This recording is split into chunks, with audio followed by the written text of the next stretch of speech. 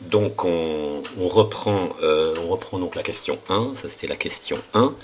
Donc voilà, donc on a montré que l'onde était diffractée. Alors il y a une autre méthode qui est plus sûre. Alors je vous dis ça parce que c'est souvent les réponses qu'on donne dans les exercices de bac. Voilà, moi j'ai constaté ça. Mais on peut faire autrement, on peut calculer directement θ. Et si θ vaut 0,00001, bon, bah, l'onde n'est pas diffractée. Et puis si θ égale 0,32 ou 1,5, et ben, l'onde est diffractée. Donc on calcule. Alors θ égale lambda sur A. Lambda sur A. Donc ce qui fait lambda, ça fait 34 cm. Alors je mets ça en centimètres. Et donc l'autre aussi en centimètres. Sur 83. Donc ça, j'ai fait ce calcul, ça fait 0,41. 0,41 radians, mais attention, les radians, c'est 1 radian, donc on vous donne, dans l'énoncé, on vous dit que 1 radian, ça fait 180 degrés, que pi radian, ça fait 180 degrés.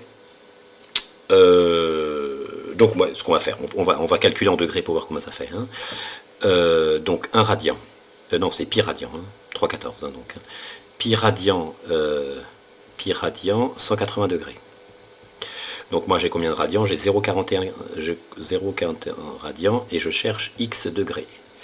Donc du coup, en degrés, ça va faire combien? Ça fait 0,41 fois 180 divisé par pi. Bon, on retient 180 divisé par pi pour passer des radians en degrés.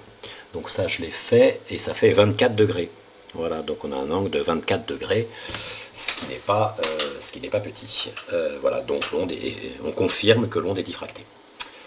Alors, question de calculer l'angle de diffraction, exprimer cet angle en degrés. Bon, bah, je l'ai fait, on pouvait faire 1 et 2 en même temps. J'ai fait 1 et 2 en même temps.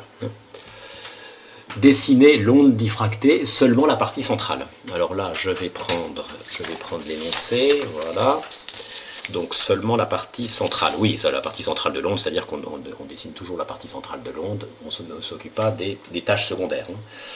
Donc ça, il faut une règle. Bon, alors, donc du coup, là je prolonge, je mets des pointillés.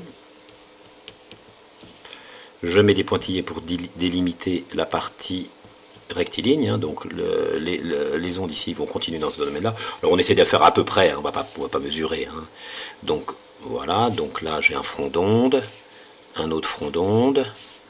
Bon. Un autre front d'onde, on essaye de conserver la longueur d'onde. Bon là j'ai peut-être un peu trop large. Moi je vais pas recommencer. Voilà. Et maintenant ici j'ai diffraction, donc j'ai des ondes ici. Donc là il faut que je prenne le rapporteur et que je trace un angle de 24 degrés. Alors je mets mon rapporteur ici.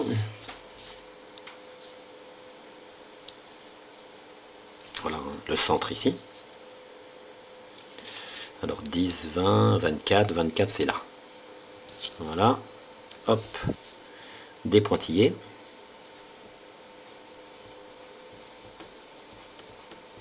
Voilà, et maintenant je fais des arcs de cercle. Bon, je ne vais pas prendre le compas.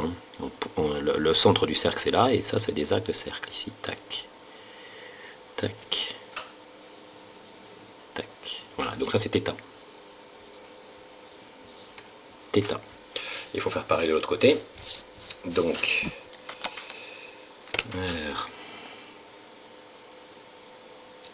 donc 10 degrés, 20 degrés, 24, 24 ici.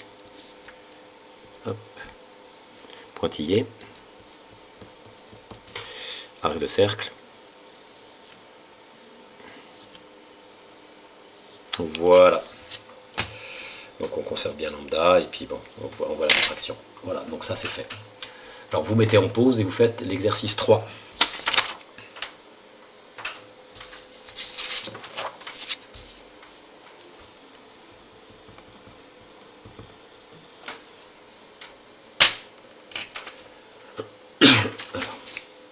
Donc je corrige. Alors toujours la même donnée. Alors qu'est-ce qu'on vous dit? Une onde rectiligne se propage sur une cuve à onde, dans une cuve à onde, voire figure. La longueur d'onde vaut 8 cm, donc entre deux vagues on a 8 cm. L'onde rectiligne passe à travers la fente, ici on a une fente de largeur 4,2 cm. L'onde mécanique est-elle diffractée par la fente? Ben oui, parce que, toujours pareil, Donc, l'onde mécanique est diffractée par la fente, car lambda et A ont le même ordre de grandeur. Donc je rappelle, le même ordre de grandeur, ça veut dire que la puissance de 10 est la même. Là c'est 10 puissance 0. Voilà. Voilà, et donc si c'était des micromètres par exemple, ben, s'il y en a une c'est 5,4 micromètres et l'autre 9,8, pardon, excusez-moi. En mètres, si c'était 1,4 10-4 mètres et puis 8,4 10-4 mètres, eh bien, même puissance de 10, même ordre de grandeur. Voilà, donc lambda, oui, alors on précise quand même, lambda c'est 8 cm et A c'est 4,2 cm. Voilà, alors, dessiner l'aspect de l'onde. Bon, bah, il faut savoir, il faut connaître l'angle de diffraction. On avait trouvé 24 degrés, bah là il faut calculer. Donc ça c'est la question 2. Donc on suppose que c'est une fente, c'est ça, ouais, une fente. Donc on utilise la formule θ égale lambda sur A, qui ne marche que pour les fentes ou les fils. Et bien donc du coup ça fait 8,0 divisé par 4,1. Et donc on trouve 1,9 radians. Donc on convertit ça en degrés, donc on multiplie par 180, on divise par pi. Ce qui fait 100, je n'arrive pas à me relire là, je vais le faire. Donc 1,9 fois 180 divisé par pi, 109. Ce qui fait 109 degrés. Alors, il faut dessiner. Il faut dessiner ça. «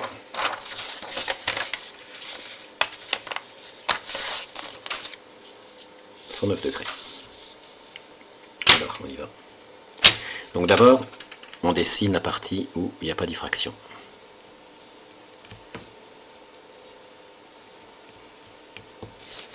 Voilà, donc j'essaye de conserver la longueur d'onde à peu près.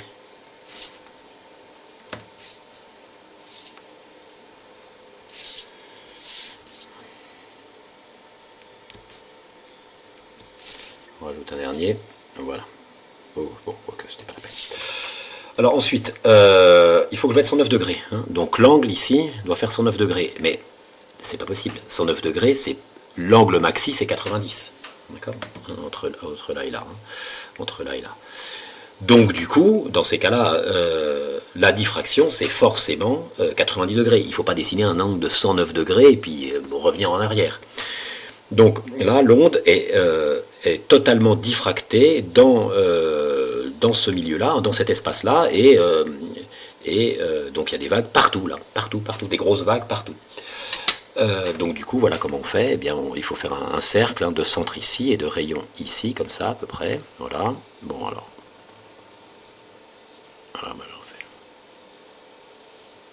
Bon voilà, on va s'arrêter là, d'accord. Ici, hop, hop, hop. Bon voilà, je m'arrête là. Voilà ce que ça donne. Bon, eh bien, on arrête. Voilà, cet exercice est fait. Donc, on reprend le cours. Attendez, ça j'enlève. Et on remet ici. Tac, tac. Bon, alors voilà, ça c'est fait. Alors, on continue. Allez, donc un exercice maintenant. Un exercice de bac, ça d'ailleurs, c'est. Alors, schéma de l'expérience en vue de dessus, sans souci d'échelle. On a un laser, on a le fil d'une araignée en vue de dessus. Bon, c'est un fil. On envoie un laser, bon c'est schématisé, parce que bon en réalité le fil ce laser il est son épaisseur est un peu supérieure au fil, donc c'est vraiment schématisé. Donc ici on s'intéresse à la tâche diffraction, donc on s'intéresse à la tâche centrale, il y a les tâches secondaires qui sont ici, nous on ne s'intéresse pas. La largeur de la tâche centrale fait L, la distance entre le fil et l'écran est de D, d'accord, très bien. Alors, Rappelez l'expression qui lie les grandeurs. Bon, c'est trois grandeurs. Bon, ben, c'est lambda. Alors c'est pour un fil, donc c'est lambda égale quoi, θ égale lambda sur A. Sachant que tangente θ égale θ pour les faibles valeurs de θ en radian. Donc quand effectivement, quand les angles sont petits, eh bien on peut assimiler la tangente à l'angle. Démontrer que pour la largeur L de la tâche centrale, pardon, démontrer que la largeur L de la tâche centrale admet pour expression littérale ceci. Alors, juste une petite remarque sur, je vous montre ça, juste une petite remarque sur ça, hein, tangente θ égale θ pour que vous compreniez bien ce que ça veut dire, je mets ça ici. Alors, donc c'est pour les petits angles, d'accord? Donc je fais tangente, allez, 0,15 degrés. Pardon, c'est des radians. Hein. Alors c'est vrai si ça marche en radians. Hein. Donc tangente, alors il faut que je mette ma calculatrice en radians. Donc mode. Alors, comment est ça en radians déjà?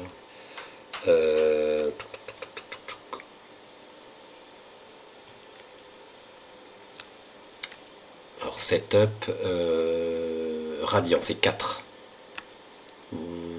Voilà, je suis en radian là. Ouais, je suis en radian.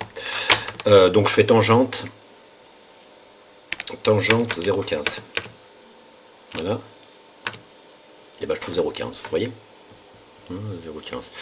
Allez, tangente, allez, j'augmente un peu. Bon, alors si je diminue, il va de soi que ça va encore mieux marcher. Hein. Plus ça tend vers 0, mieux ça marche. Hein.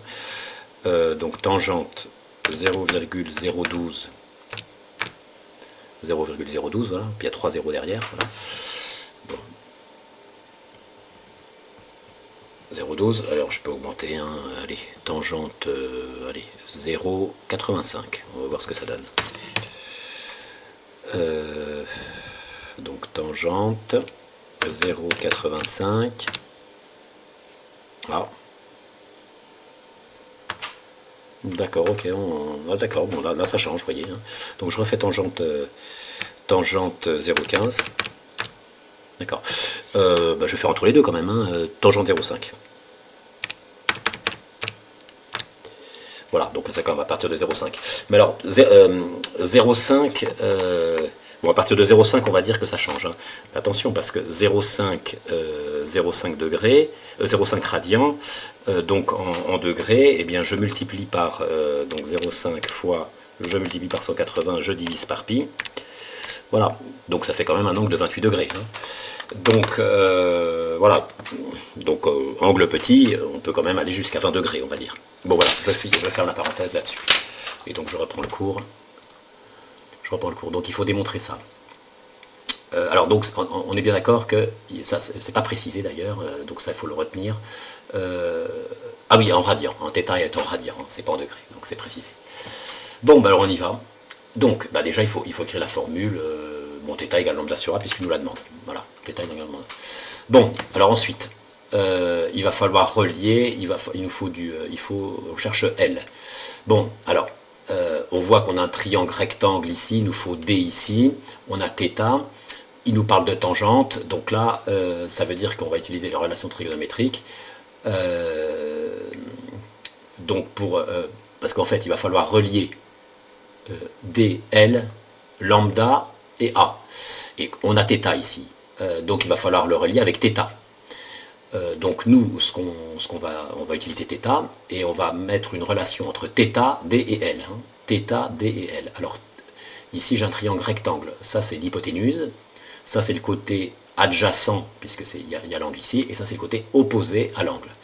Donc la relation qui nous intéresse, c'est la relation entre θ, D et L, et donc, alors ce côté-là, attention, c'est L sur 2. Hein. Et cette relation, eh bien, c'est la tangente. Hein. Tangopage, hein. Tang, hop, opposé sur adjacent. Hein. Tangopage, donc ça va faire tangente θ égale L sur 2 divisé par D. L sur 2 divisé par 2. Donc j'arrange, on ne laisse pas la double fraction, hein, donc on multiplie par l'inverse, donc ça fait L sur 2D. Alors bon, alors effectivement, donc tangente θ égale θ, donc c'est égal à ça.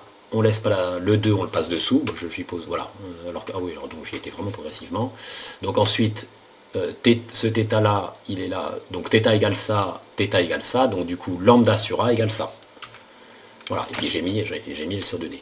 Et donc du coup, eh bien, on isole L, donc il faut multiplier par 2D de chaque côté. Voilà, et donc on trouve ça. D'accord, donc c'est environ égal, bon bref, on peut mettre égal. On continue. Donc maintenant on commence la deuxième partie du cours, l'optique géométrique. Alors, vous avez un petit peu vu hein, l'optique géométrique, les lentilles, construction d'une image, image virtuelle, image réelle. Bon, je vais reprendre, mais pas tout à zéro. Mais je vais quand même reprendre parce que c'est pas, en fait, c'est pas simple cette histoire-là. Attendez, je vais mettre ça là, ici. Voilà, c'est pas simple. Donc, pour bien comprendre tout ça, il faut déjà bien comprendre ce qu'est une source primaire, une source secondaire, une source ponctuelle, une source étendue. Ça, c'est très important à connaître. Donc, je commence par ça. Alors, j'ai mis à gauche là des sources primaires. Bon, ça, je pense que vous le savez. Hein. À gauche, c'est des sources primaires, hein, soleil, luciole, bougie, ampoule, bon, ça c'est un rayon laser, éclair. Sources secondaires, la Terre, la Lune, un miroir, un écran de cinéma, un livre. Alors, donc ce sont des sources lumineuses. Bon, par définition, une source lumineuse, ça émet de la lumière. Alors, il y a une différence entre ces sources-là et ces sources-là. Le soleil et la bougie produisent les rayons lumineux, la lumière qu'elles émettent. Voilà. Elles produisent, donc les sources primaires produisent leur lumière. La Lune émet de la lumière. Hein, voilà, si vous vous promenez dans la campagne, dans un champ en pleine nature, un soir de pleine lune, vous verrez, il n'y a pas de problème, vous verrez bien, ça ne sera pas l'obscurité, et c'est grâce à la Lune. Bon, il faut que ça soit la pleine lune. Hein. Donc la Lune émet de la lumière. D'accord ? Alors d'où vient cette lumière ? Eh bien, elle vient du Soleil. Hein. Le Soleil éclaire la Lune. La Lune renvoie les rayons du Soleil vers la Terre, bon, partout, hein, mais aussi vers la Terre. Alors on dit pas renvoie, on dit diffuse, hein, ça c'est important, ce terme, le terme de diffuser. Voilà. Donc du coup, la Lune émet de la lumière. La Terre émet de la lumière pareil, c'est comme la Lune. La lumière du Soleil frappe la Terre diffuse cette lumière. Un miroir peut émettre de la lumière. Un miroir émet de la lumière. Hein. Alors comment ? Il faut l'éclairer avec une lampe de poche, mettons. Et la lumière, alors là, elle n'est pas diffusée, elle est réfléchie. Hein. La lumière est réfléchie par le miroir. Donc le miroir émet de la lumière puisque les rayons réfléchis s'éloignent du miroir. Un écran de cinéma émet de la lumière. Hein. Donc on projette de la lumière. Et cette lumière est diffusée par l'écran. Et enfin, eh bien, un livre émet de la lumière, vous éclairez un livre, quoi, bon, vous éclairez un livre avec une lampe, et chaque point du livre, quoi, la lumière est diffusée par le livre. Et d'une façon générale, tous les objets, alors en revanche, hein, si on fait l'obscurité, le livre ne va pas éclairer. Hein. Donc par conséquent, tous les objets éclairés émettent de la lumière. Tous les objets éclairés émettent de la lumière. Quand il fait nuit, eh bien, les objets n'émettent pas de lumière. C'est noir. Voilà. Voilà. Alors, c'est un petit peu plus subtil que ça. Donc je précise un peu. Le soleil éclaire l'atmosphère. Donc l'atmosphère reçoit des rayons lumineux du soleil. Chaque molécule d'air va diffuser de la lumière. Cette lumière diffusée va être reçue par d'autres molécules de l'air qui elles-mêmes vont diffuser de la lumière. C'est pour ça que quand le livre n'est pas éclairé directement par de la lumière d'une lampe ou la lumière du soleil, mais qui est dans une pièce, au plein milieu de la journée, on le voit quand même, parce qu'il est éclairé par les molécules de l'air qui diffusent de la lumière, comme je viens de l'expliquer. Alors, donc source primaire, source secondaire, produisent leur lumière, diffusent ou réfléchissent. Donc, tout cela, ils diffusent, mais le miroir réfléchit. La lumière reçue d'une source primaire. Alors, je précise ce que ça veut dire concrètement diffuser. Voilà, là, je schématise la diffusion. Donc là, on a un rayon lumineux qui vient de l'atmosphère, si vous voulez, hein, d'une molécule de l'air, un rayon lumineux. Ce rayon lumineux frappe un point du livre. Et le livre, eh bien, réémet dans toutes les directions de la lumière. Hein. Alors simplement, ce rayon-là est divisé, hein, c'est des petits rayons, pas très intenses. Hein. Si ce rayon-là est intense, eh bien, ces petits rayons-là ne sont pas intenses. Voilà. puis un autre rayon, voilà, ici, puis ça fait pareil. Tandis que réfléchi, un miroir, la lumière si on avait un miroir, eh bien, on n'aurait pas tous ces petits rayons, mais on n'en aurait qu'un seul, de même intensité que celui-là, et il serait symétrique par rapport à la perpendiculaire au livre. Voilà, hein, tac, il serait comme ça. Voilà, donc ça c'est important à connaître. Alors, donc du coup, tous les objets, donc maintenant, à partir de maintenant, on se dit tous les objets émettent de la lumière, voilà, dans notre leçon. Hein. Faiblement, mais ils émettent de la lumière. Faiblement. Voilà, c'est ça qu'il faut se dire. Premièrement. Donc, lumière réfléchie dans toutes les directions. Ok. Alors maintenant, source ponctuelle et source étendue, bon ben, avec le nom, on peut savoir ce que ça veut dire. Source ponctuelle, c'est une petite source lumineuse. C'est un point qui émet de la lumière. Donc j'ai cette petite ampoule, voilà, et cette petite ampoule, bon, bah, émet de la lumière, voilà, elle diffuse de la lumière dans toutes les directions. Source étendue, bon, j'ai un tube néon, eh bien le tube néon, il émet de la lumière ici, ici, ici, ici, donc je prends 3 points ABC du néon, eh bien ce point-là diffuse de la lumière, celui-là aussi, celui-là ici. Donc une source étendue, c'est une source qui possède une infinité de sources ponctuelles. D'accord ? Donc, voilà. Donc pour nos objets, ça sera pareil. Les objets, c'est des sources étendues. Donc ils possèdent une infinité de sources ponctuelles. Voilà. Donc il faut voir en optique géométrique, les objets, il faut les voir comme des corps qui sont constitués de plein de sources lumineuses et chacune d'elles émettent une infinité de rayons lumineux. C'est comme ça qu'il faut voir les objets. Source étendue. Les points A, B, C du néon diffusent de la lumière. Voilà. Alors pareil pour le livre. Voilà, c'est ce que je voulais vous montrer. Ok. Source étendue. Les points A, B, C, bon, il y a une infinité de points qui diffusent de la lumière, dans toutes les directions. Alors, source ponctuelle, un seul point diffuse de la lumière. Source étendue, une infinité de points diffusent de la lumière. Alors, la formation des images. Donc là, vous avez vu hein, ça, donc c'est un rappel. Donc, j'explique quand même. Donc, j'ai une lentille, une loupe, hein, voilà, une loupe ici, et devant, je mets un objet. Alors, attention, notre objet, on n'oublie pas, il émet de la lumière, d'accord ? Alors, soit c'est une source secondaire qui émet de la lumière, comme j'ai expliqué, ou soit c'est une source primaire, hein, c'est un petit objet constitué de plein de petites ampoules là, qui émettent de la lumière, comme on veut. Bon, on suppose que c'est un objet normal. Alors, le point A diffuse de la lumière, le point B diffuse de la lumière, ce point-là diffuse de la lumière, etc. Bon, alors, il va se former une image qu'on va projeter sur un écran. C'est comme ça que fonctionnent les vidéoprojecteurs. Hein. Voilà, donc on a une lentille, et ça c'est le tableau, et il y a une image qui se forme.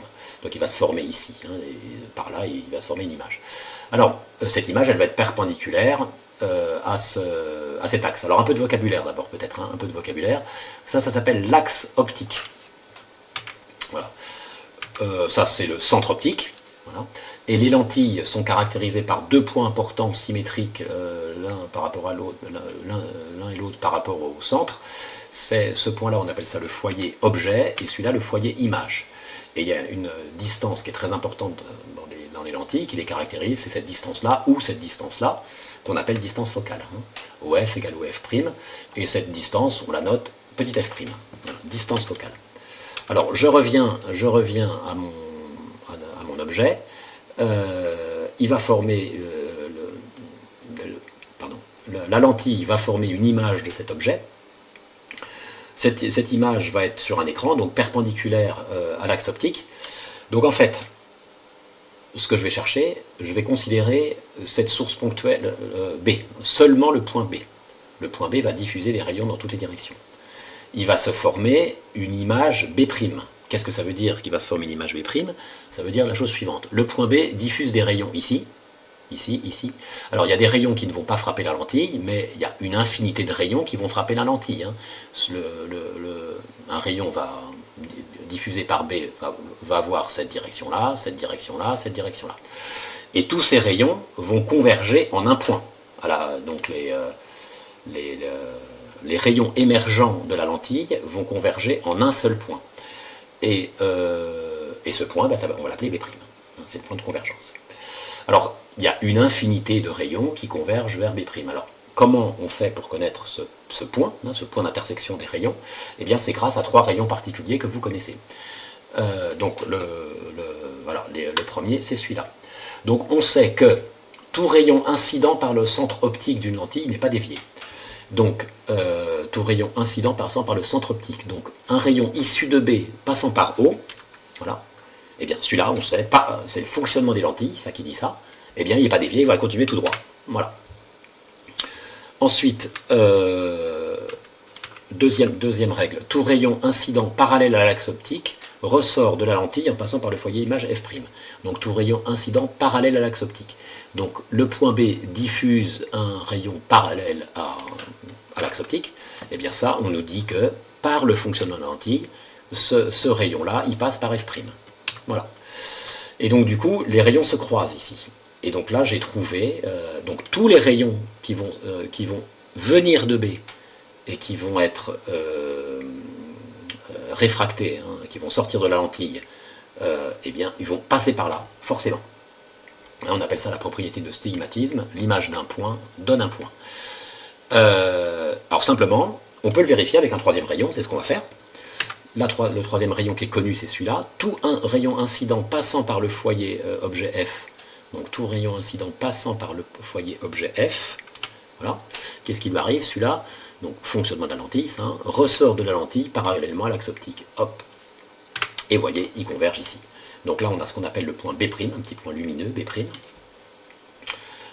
Donc du coup, notre image, elle va se former, puisqu'elle est perpendiculaire à l'axe optique. On a un écran, donc notre image, elle va se former ici. Donc ce point-là, on l'appelle B'. Le point là, A ici, on l'appelle A'. Alors attendez, ah oui. Alors ce que j'ai mis ici. Parce que le point B, il diffuse une infinité de rayons, on a dit. Hein. Donc j'en ai pris deux en plus, j'ai pris celui-là. Celui-là, il va aller comme les autres, il va aller ici. Hein. Propriété de stigmatisme d'une lentille, l'image d'un point donne un point. L'image d'un point objet est un point. Voilà, et j'en ai pris une en bas. Voilà. Voilà. Donc une infinité de rayons issus de B passe par ici. Donc l'image obtenue, c'est le point objet obtenu, c'est B'. L'objet étendu obtenu, c'est A'B'. Donc on constate, alors les termes, les adjectifs, quand on vous dit caractériser l'image formée, ben, il faut dire que l'image est renversée, puisque là on a une image vers le haut, là on a une image vers le bas, et il faut dire qu'elle est agrandie. Hein. L'image obtenue est plus grande que... donc image renversée et agrandie. Est-ce qu'il y a d'autres choses à dire là? Ah oui, alors j'ai fait la... Alors, on a la même construction pour A. Hein. Donc le point A diffuse des rayons dans toutes les directions. Ces rayons vont converger en un seul point vers le point A'. Voilà. Ça, c'est pour expliquer le fonctionnement. Hein. Voilà. Alors ici, il y a un point C qui diffuse des rayons dans toutes les directions. Et à la sortie de la lentille, ces rayons vont converger vers C' qui est ici. Voilà. Alors qu'est-ce que j'ai mis? Les points A et B diffusent une infinité de rayons. D'accord. Okay. Donc image réelle. Renversée, ah oui, alors j'ai oublié de préciser, effectivement. Donc c'est une image qu'on peut projeter sur un écran, donc elle est dite réelle. Et puis, réelle renversée est plus grande que l'objet. Alors, cas de la loupe maintenant. Alors, on prend la même lentille que tout à l'heure, hein, la même loupe que tout à l'heure, mais simplement, on change la position de l'objet. On rapproche l'objet de la lentille. On le met là. Et on fait notre construction. Donc on y va. Tout rayon passant par le centre optique n'est pas dévié, tout rayon parallèle à l'axe optique passe par le foyer image F', et là on constate que les rayons divergent, ils ne peuvent pas se croiser. Donc dans ce cas-là, il faut faire croiser leur prolongement. Donc je prolonge les rayons, et à ce moment-là, l'image B' sera ici. Donc cette image est dite virtuelle parce que c'est les prolongements qui se croisent. Hein. Quand c'est les prolongements qui se croisent, l'image est virtuelle, et quand c'est des rayons réels, l'image est réelle. Alors, quelle est la différence concrètement entre réel et virtuel? Ben, vous savez bien que quand vous regardez avec une loupe, à travers une loupe, hein, vous voyez que c'est grossi, mais vous ne pouvez pas toucher l'image. L'image, elle ne peut pas être projetée sur un écran. Voilà. Voilà. On la voit, mais on ne peut pas la projeter sur un écran. Elle n'est pas projetée sur un écran. Voilà. Elle est derrière la loupe, virtuellement. Voilà. D'où le nom de image virtuelle. Donc on vérifie avec le troisième rayon. Donc le troisième rayon, c'est celui dont la direction passe par F, donc issu de B, bien sûr, hein, de notre source ponctuelle. Donc là, le rayon issu de B, il va frapper la lentille, c'est celui-là qui nous intéresse, mais dont la direction passe par F. Voilà. Ah oui, bon. Voilà, donc ça c'est pour la vérification. Voilà. Et donc, du coup, il sort de la lentille parallèlement à l'axe optique. Ben, il ne croise pas les deux autres, c'est normal. On le prolonge, et c'est là qu'il va se croiser. J'ai mes trois rayons. L'intersection de mes trois rayons donne l'image B'. Et donc, l'image finale, A'B', est droite. Hein, elle n'est pas renversée, elle n'est pas à l'envers, elle est droite, elle est agrandie, et elle est virtuelle. D'accord, voilà le cas d'une loupe. Donc on a bien montré qu'une loupe grossissait l'objet initial, mais que l'image, on ne pouvait pas la projeter sur l'écran, elle était derrière la loupe, mais on ne pouvait pas la toucher. Image droite est virtuelle. Hein, voilà. L'image est dite virtuelle quand ce sont les prolongements des rayons incidents qui se croisent, c'est ce que je vous ai dit. Alors maintenant, autre cas pour la loupe. Alors ce que je vais faire, je vais prendre la position de l'objet là, puis je vais le mettre sur le foyer F. Hein, en gros, voilà, je vais déplacer comme ça jusqu'à F. Allez, c'est parti. Voilà. Bon, alors bon, je le mets mais très légèrement à droite. Bon, laissez tomber ça. Donc, on fait la construction. Donc, tout rayon passant par le centre optique n'est pas dévié. Tout rayon parallèle à l'axe optique passe par F'. Ah. Et donc là, cette fois-ci, on s'aperçoit que les rayons sont parallèles. D'accord ?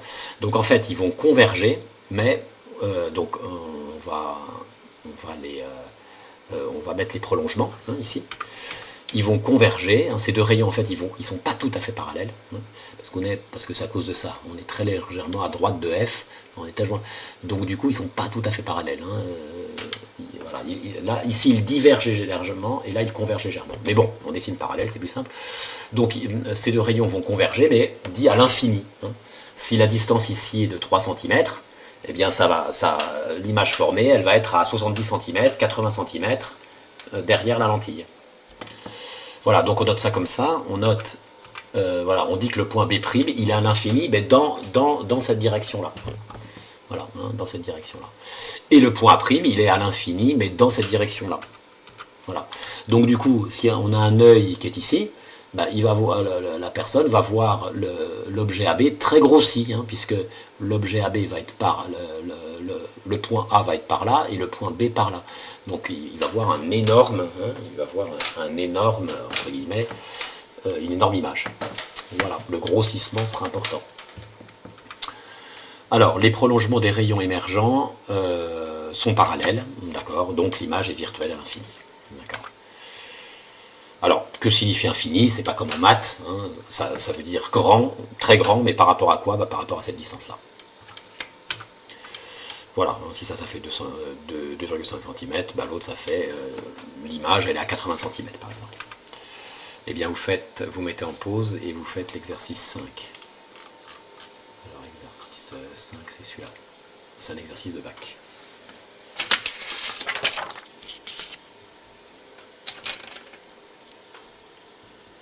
Alors il faut que je mette le truc, ça. Voilà.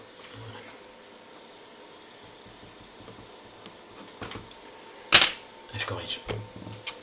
Alors un microscope est constitué de deux lentilles. La première s'appelle objectif, la seconde oculaire. On place un petit objet AB devant l'objectif, voire figure ci-dessous.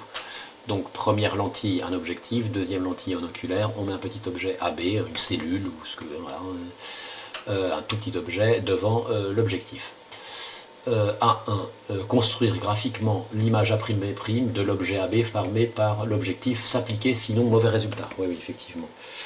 Donc il faut que je le fasse aussi donc pas là-dessus. Alors donc je prends le papier, voilà, ici, donc c'est ça. Donc je le fais.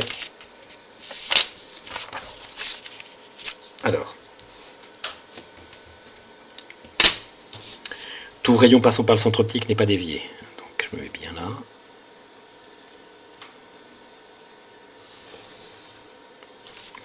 Tout rayon parallèle à l'axe optique passe par le foyer image F'.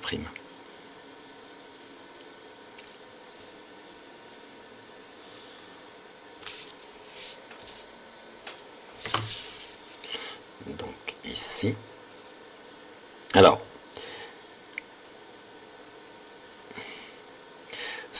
il est possible, parce que c'est pas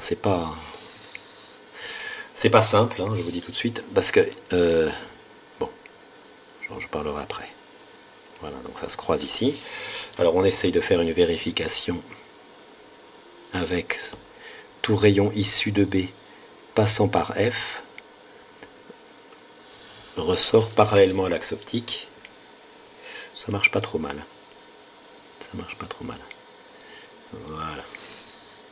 Voilà, on peut mettre des flèches comme ça. Un chevron, deux chevrons, deux chevrons, trois chevrons et trois chevrons. Voilà, trois rayons différents. Donc là, on a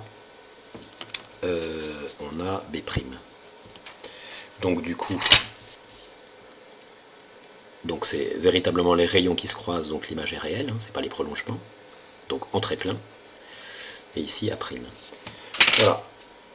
Donc ça c'est fait. Ensuite, préciser les caractéristiques de l'image A'B'. Alors, donc ça je vais le mettre ici. Donc ça c'est un B. Donc image, qu'est-ce qu'on va dire? Donc image renversée. Alors image réelle, renversée, agrandie. Ou plus grande que l'objet, on peut dire aussi. Voilà, image réelle. Okay. Alors ensuite, qu'est-ce qu'ils disent? Alors, cette image là maintenant, parce qu'il y a une deuxième lentille, donc cette image devient un objet pour cette lentille là. Donc il va y avoir une autre image, A seconde, B seconde. Alors, mais je lis l'énoncé quand même. Hein. L'image A'B' devient un objet pour le. L'image A'B' devient un objet pour l'oculaire.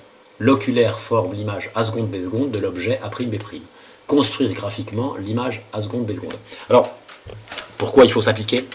Parce que si on ne s'applique pas, il se peut que vous ayez trouvé le point A' au lieu d'être là, il est là ou là. Et là, c'est foutu. D'accord? Il faut qu'il soit entre là et là, sinon ça ne marche pas. Parce que vous voyez, c'est pas une toute petite erreur d'orientation de la règle, et ça fait hein, qu'on a un point, le point B', il ne se retrouve pas du tout ici. Bon, bref, là ça marche. Donc on y va. Alors, on fait, donc on imagine que ça c'est l'objet, c'est quoi? C'est l'objet pour la seconde lentille. Donc tout rayon passant par le centre optique n'est pas dévié.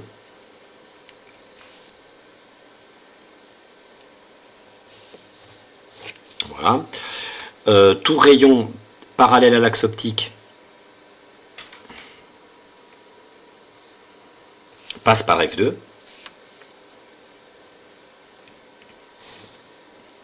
Je me rends compte que les rayons divergent, donc je les fais, c'est leurs prolongements qui vont se croiser.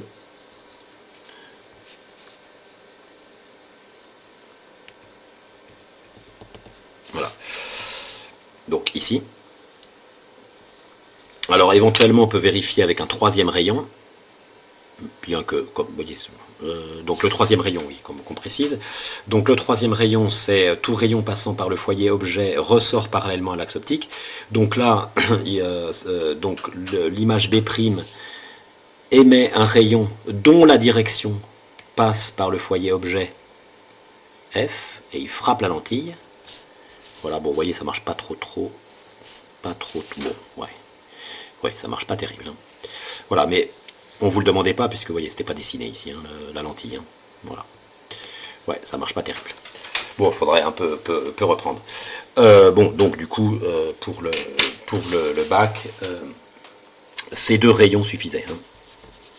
Voilà. Bon. Ok. Et voilà, peut-être fallu que je refasse. Bon, je sais pas. Alors, donc du coup, c'est l'intersection des rayons qui se croisent, hein, l'intersection des les pointillés donc.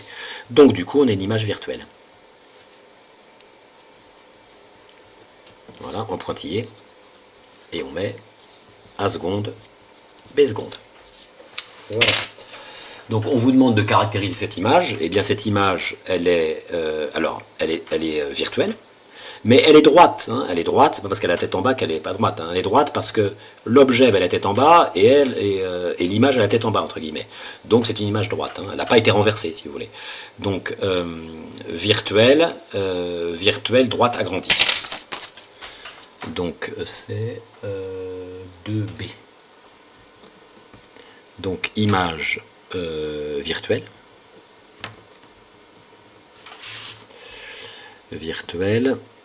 Droite et agrandie.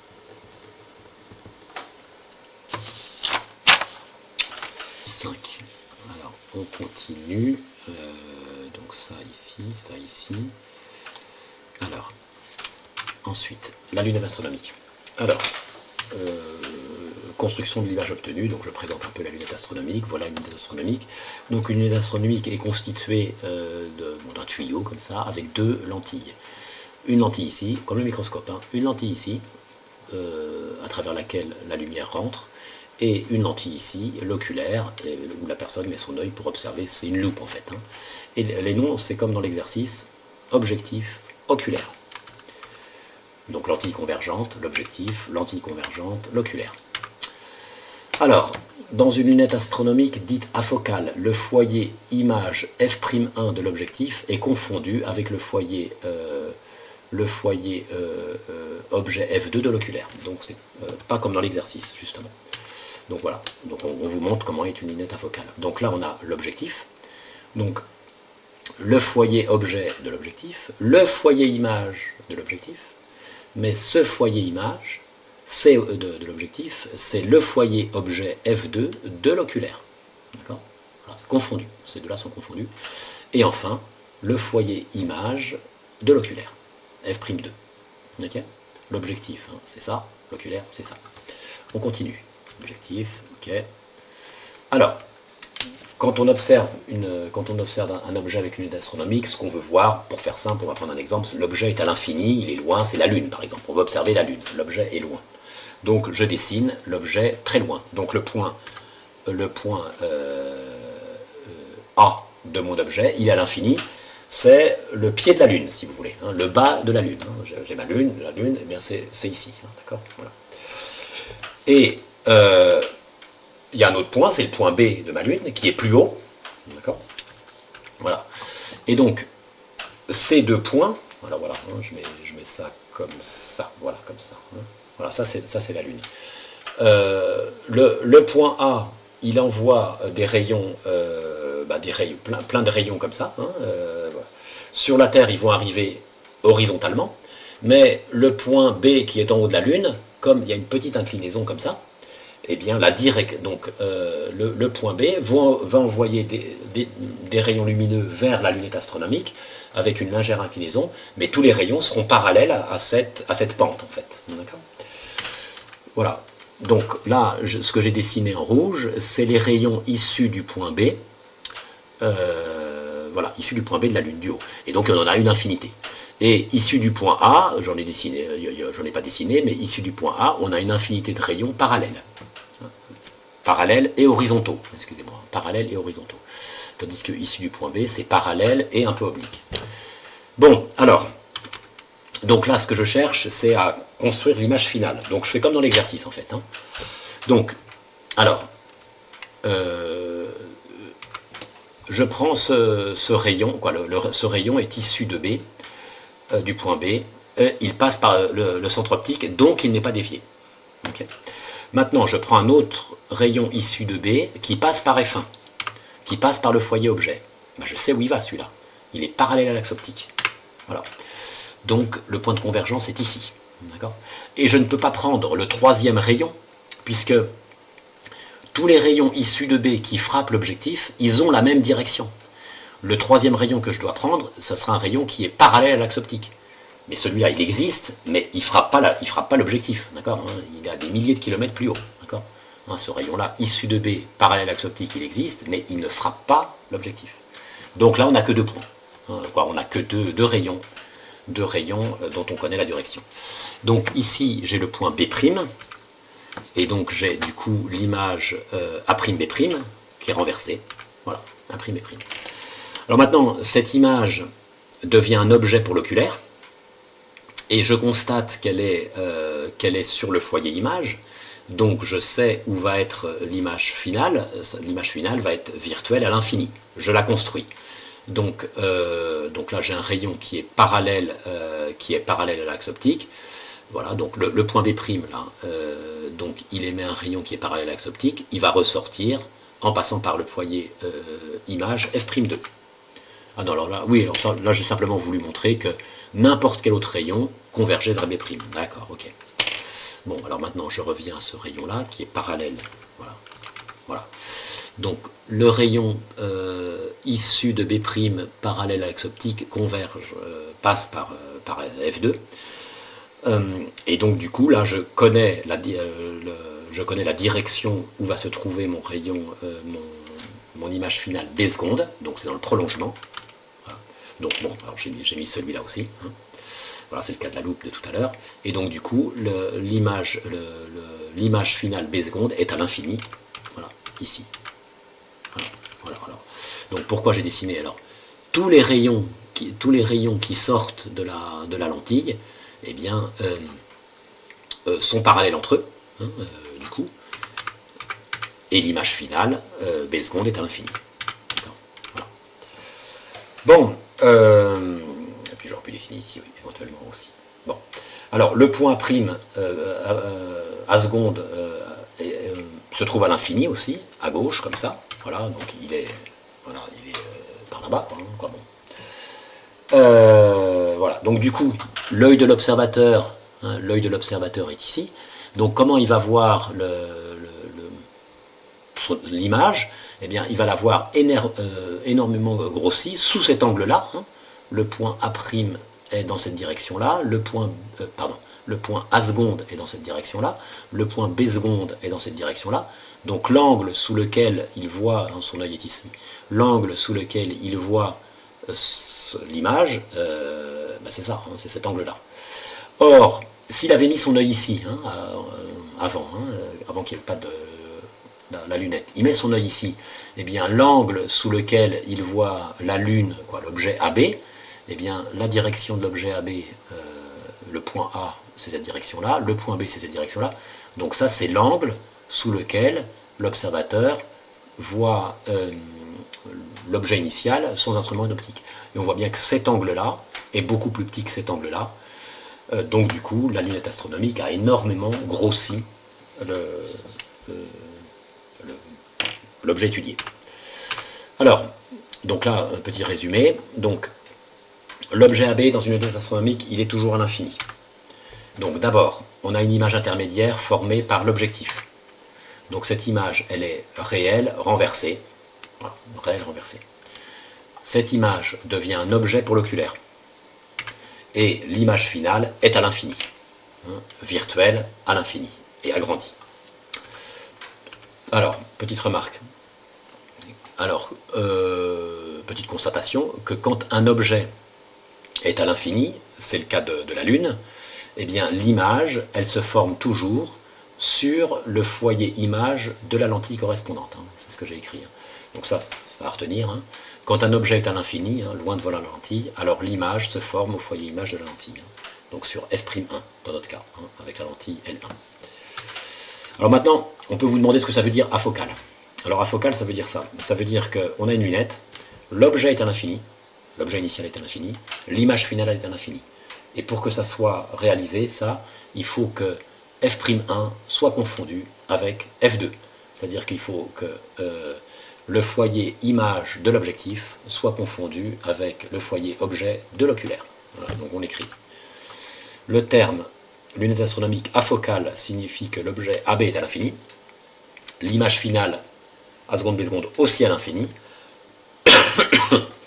En pratique, le foyer F'1 de l'objectif doit être confondu avec le foyer objet F2 de l'oculaire.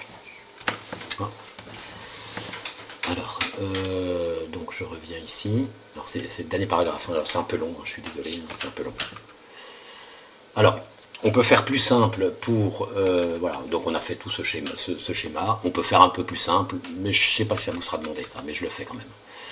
Alors, l'objet AB est à l'infini. Je prends le rayon qui passe par le centre optique. Excusez-moi. Voilà. je prends un rayon issu de B qui passe par le centre optique, voilà, et je vais dessiner donc l'image B' sur F'1. Voilà, ça c'est voilà. Ensuite, je, je dessine tout rayon qui sont. Alors, attendez, excusez-moi, voilà. A'B' devient un objet pour l'oculaire. Donc du coup, cet objet est sur le foyer objet de l'oculaire, donc l'image se forme à l'infini, c'est toujours la même chose, hein. L'image finale se forme à l'infini, donc pour trouver la direction du point B seconde, eh bien je prends le rayon qui passe par le centre optique qui n'est pas dévié, voilà. Donc tous les rayons vont sortir parallèlement à ce pointillé, hein, de la lentille, vont sortir parallèlement à ce pointillé, et ils vont converger dans le prolongement des rayons par ici. Donc la direction où sera B', ce sera celle-là. Voilà, B seconde, pardon. Voilà, alors je peux dessiner, peut-être finir de dessiner, alors A seconde sera là, je peux finir quand même de dessiner où est-ce que va aller ce rayon. Ce rayon, il va parallèle à celui-là, tous les rayons ressortent parallèles. Voilà, B seconde est là. Bon, c'est un schéma simplifié. D'accord. Alors maintenant, on peut vous demander de calculer le grossissement de la lunette. Alors le grossissement, c'est une formule qu'il faut, voilà, on vous donnera ça. G, c'est alpha 2 sur alpha 1. Alors qu'est-ce que c'est alpha 2? Alpha 2, c'est l'angle sous lequel on voit l'image finale à travers l'instrument optique. C'est cet angle-là, hein, c'est celui que j'ai dessiné dans le... Hein, ou celui-là. Hein, c'est celui que j'ai dessiné dans l'exercice. Et alpha 1, c'est l'angle sous lequel on voit l'objet AB sans instrument d'optique. Donc c'est celui-là. Voilà, donc c'est ce que j'ai écrit. Voilà. Alors, voilà, donc la Lune, elle est vue sous cet angle-là. Voilà, alpha 1. Donc du coup, alpha 1, ça va être cet angle-là. Voilà, alors j'ai commencé par alpha 2. Alpha 2, donc c'est cet angle-là, hein, comme j'ai dit. Et alpha 1, on le retrouve ici. Alors,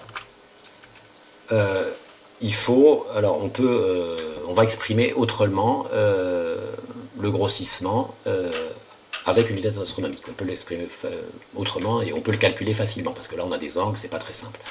Alors pour ça il faut faire un peu de trigonométrie. Donc ici je retrouve l'angle alpha 1, hein, puisqu'on a un angle alterne interne. Voilà. Ensuite, donc je considère ce triangle rectangle et ce triangle rectangle ici. Les angles sont petits, donc je peux assimiler la tangente aux angles. Alors attendez, parce que je ne sais plus comment c'est fait. Voilà, donc j'ai exprimé la tangente. Donc, tangente alpha 1, donc c'est adjacent sur le côté opposé. Donc, pardon, excusez-moi. Tangopatch. Donc c'est opposé sur adjacent. Donc c'est A', A'B' divisé par cette distance-là. Cette distance-là, c'est F'1. Voilà, bon, F'1. Or, tangente alpha, c'est des petits angles, donc on peut dire que alpha, mais en radian, est égal à ça. Voilà. On fait pareil dans ce triangle rectangle. Voilà. Donc, opposé sur adjacent. Voilà. Pareil pour les angles. Voilà. Et donc du coup, maintenant, je fais alpha 2 sur alpha 1, hein, donc ça sur ça. Voilà, donc bon, alors je l'ai fait un peu rapidement, hein. Donc, mais ça divisé par ça, donc je l'écris, je le mets ici, ici, ouais, c'est là.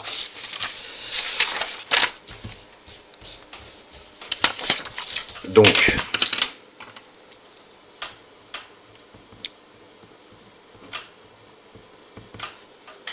alors je reprends ça. Alors, donc alpha 2.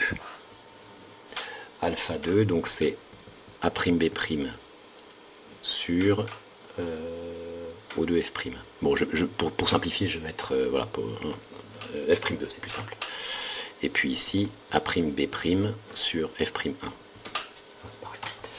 Bon, et bien donc du coup, donc ça fait, je recopie ça, hein, A'B' sur F'2 multiplié par l'inverse, donc fois F'1 sur A'B'. Donc on raye, donc ce qui fait F'1 sur F'2. Donc le grossissement... oh putain, c'est pas vrai, putain. J'ai pas mis... bon. Ben je... Voilà ce que j'ai écrit.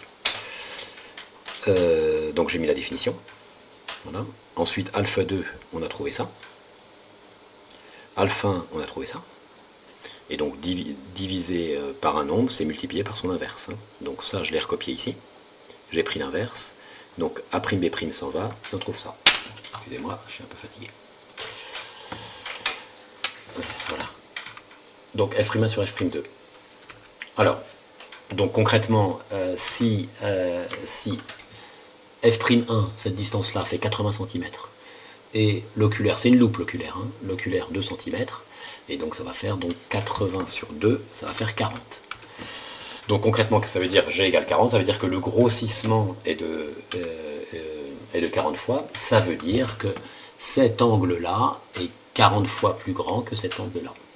Voilà, donc on voit la Lune grossit 40 fois. Voilà ce que ça veut dire concrètement. Et vous voyez, c'est assez simple à calculer en fait.